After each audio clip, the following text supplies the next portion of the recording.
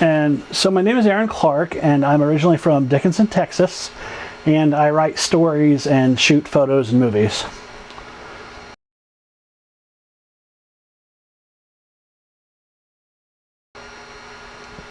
I got interested in writing because both my parents did freelance writing at different points in their lives.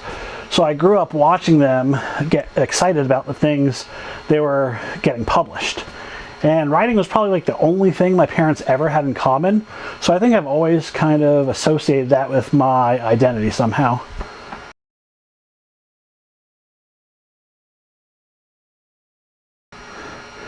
I got interested in photography because my grandma had an old film camera, and she let me borrow it when I was a teenager, but she got so sick of me asking for it that she bought me one of these little disposable cameras.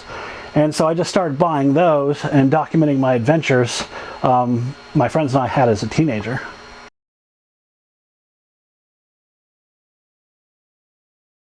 So, growing up poor, we couldn't afford cable, and so we would pay for a single ticket, and then we'd open the door for everyone else so we could all get in.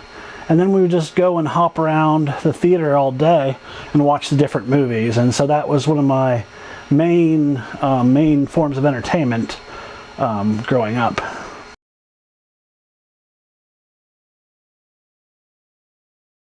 So my first professional job in media was as a combat correspondent in the United States Marine Corps.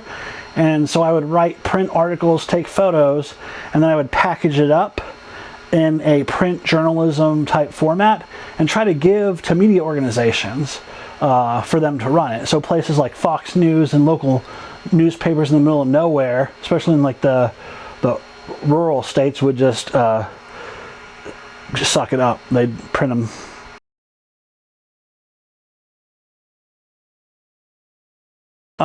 So my first camera was a Canon Digital Rebel XT, like 350D, and I got that because we had Canons at work, and I was able to like check out the super expensive L series professional lenses and use them to shoot weddings and personal stuff on nights and weekends.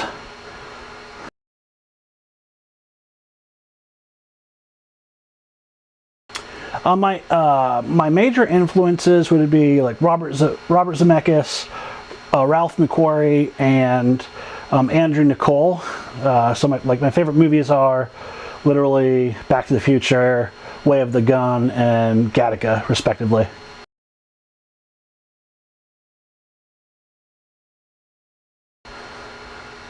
Currently, when I'm not doing paid gigs, I'm documenting veteran stories and submitting them to the Library of Congress through the Veterans History Project. And that's really cool to be able to talk with all these veterans and hear their stories. It's pretty crazy, pretty crazy experience.